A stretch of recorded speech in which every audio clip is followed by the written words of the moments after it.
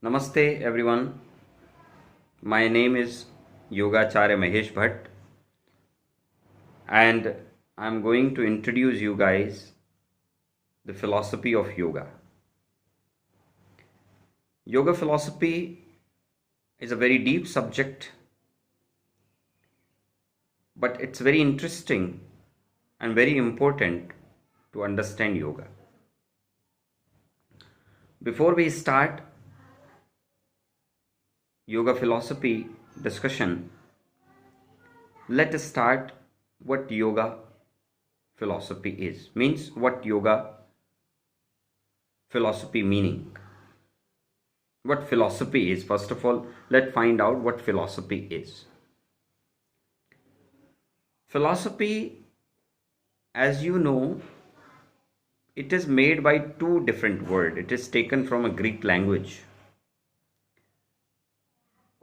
It made by two words, philos and sophia. Philos means love, sophia means wisdom.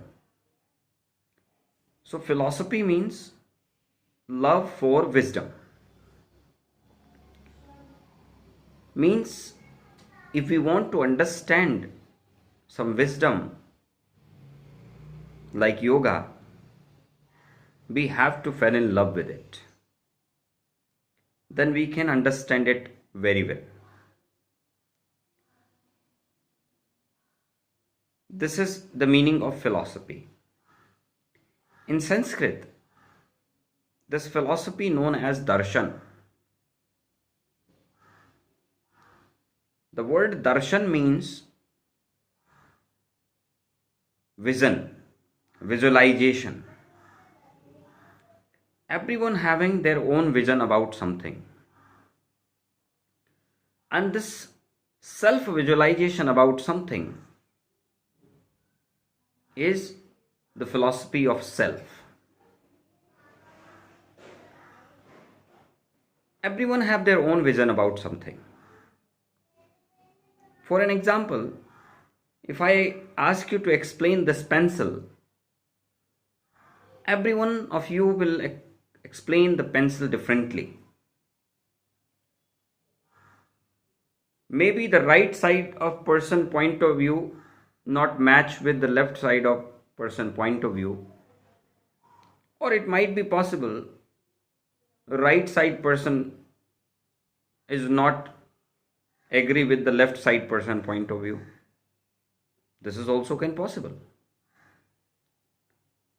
Here philosophy is not the subject to have debate on it. Here philosophy is the subject to discuss about the different point of views, to understand them, to analyze them. Philosophy is never the subject of debate. It is always for discussion, and it's for open discussion. But whenever it leading to the debate, then it is not philosophy. Means then someone want to prove their point of view. Someone is trying to say their point of view is correct. Except scriptural knowledge, except the knowledge given by yogi, that never change. Because it is as it is according to the nature. So nature has their own rules. And we are discussing philosophy to understand the rule of nature. So dearest people, philosophy is very deep subject. And it's not possible to understand yoga without philosophy. Philosophy is backbone. And as you know, backbone for a human body, backbone is very important because it's allowing us to be erect. Similarly, without philosophy, yoga is nothing. Many people think yoga is just an exercise. There is a big difference between yoga and exercise. One of the differentiation is very simple. Yoga is a discipline. Discipline every time, everywhere, and in everything. Exercise may be discipline, but very limited.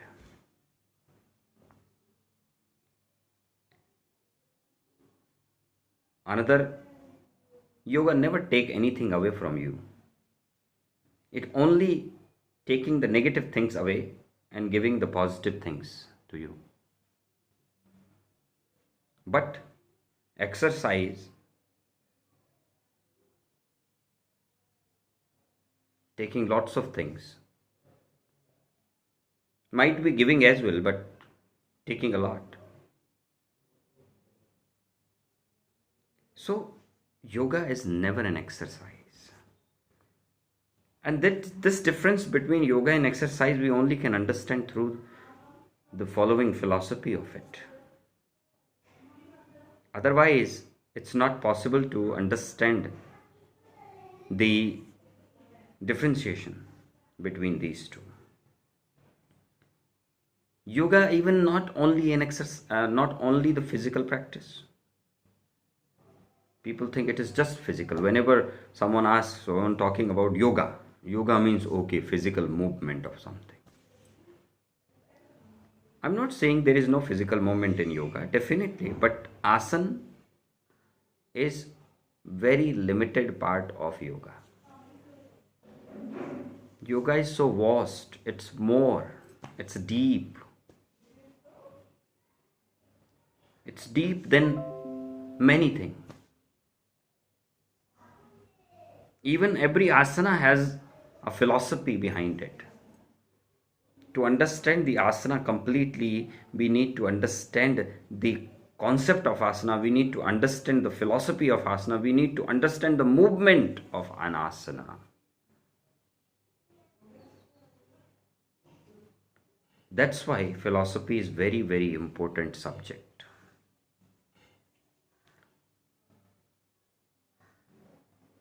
Dear people,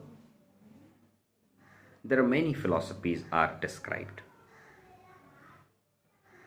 There are many philosophies described.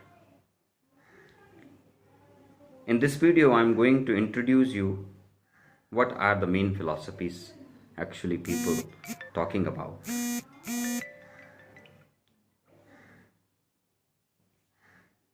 First of all, there are many philosophies, but mainly the discussion done about mainly two philosophies always. Indian philosophy and Western philosophy. Western philosophy founding place is Greece, and Indian philosophy founding place is Himalaya.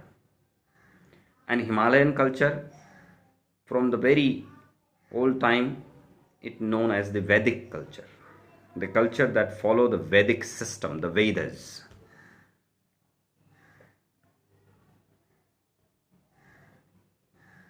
Whenever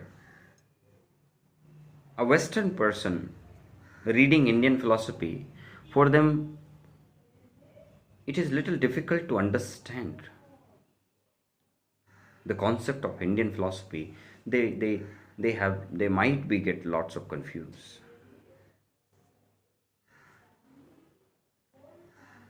And similarly with an Indian person, whenever they trying to understand the concept of Western philosophy, they also having difficulty to understand it. But I want to tell you first of all why they get confused. It is not the problem, it is not the mistake of philosophers. Actually, it is all depend up to our culture. Indian culture, Indian mind easily believe on philosophical point of view. It doesn't mean they don't search behind it. They are going deep into it to understand why this concept described, why this concept given. It doesn't mean they are not finding their logic behind something, they are finding by themselves. But they believe. They believe if someone talking something, it means it has something, let's listen or let's discuss about it. This is Indian mind. Western mind, before it understands something, it trying to find out the logic behind something. That's why little bit difficulty happened. But if you study Indian philosophy and Western philosophy, I have done masters in philosophy. So in that degree, we have to study both type of philosophy, Western as well as Indian. So if you study both philosophy, you will find out both are trying to say same thing. Both are explaining same thing. The method is different. Just the method very different. Otherwise, both are talking same thing. So philosophy is very clear.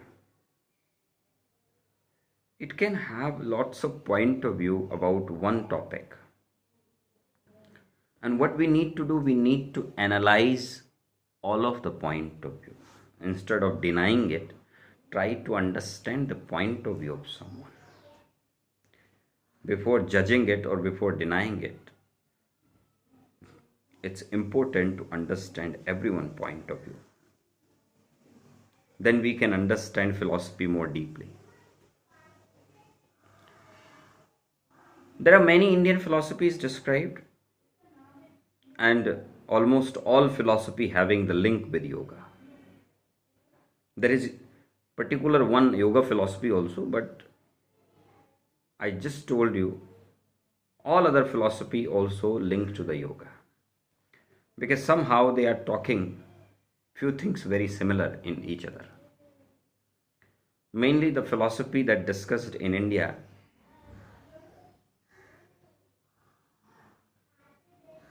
Bauddha philosophy, which has become now Buddhism, a religion. Jain philosophy, this has also become a religion, Jainism. So these two philosophy are just philosophy for Indian people, not a religion.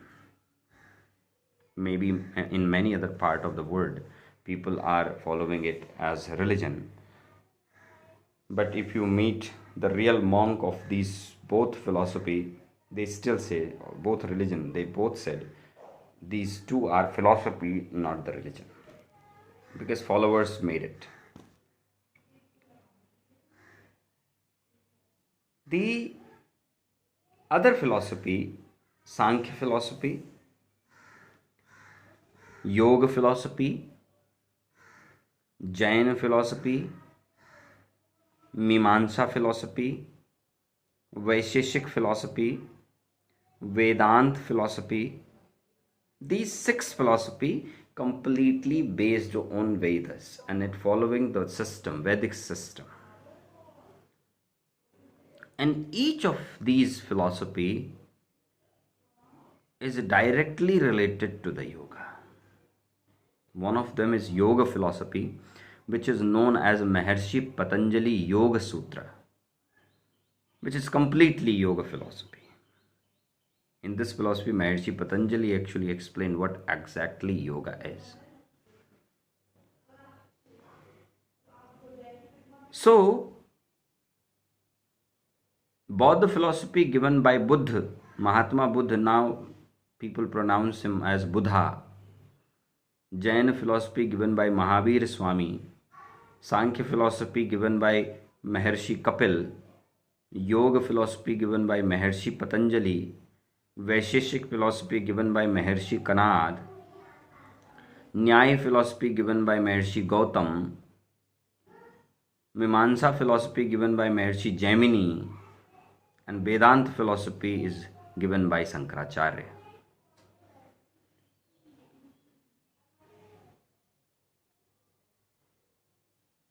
In each philosophy, there is something interesting described. For an example, in Buddha philosophy, they explain pain and their solution. In Jaina philosophy, they describe the non-violence very deeply. In Sankhya philosophy, they have described the nature and three types of pain and how we can get out of these three types of pain. In yoga philosophy, everything about yoga described. In Vaisheshik philosophy, they have described the specific things, the Vishesh. You know, Vedanta philosophy is the conclusion of all Veda, means it has everything. Mimamsa philosophy is talking about the karma and their karma reaction of action.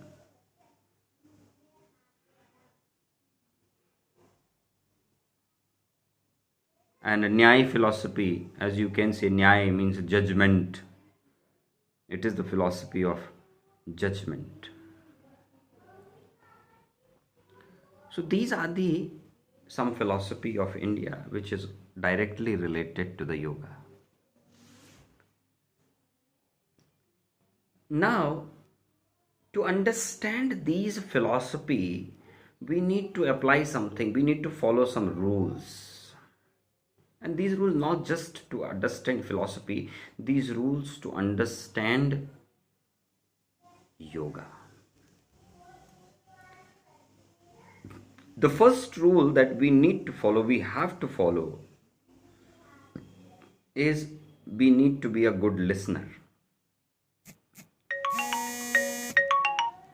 Listen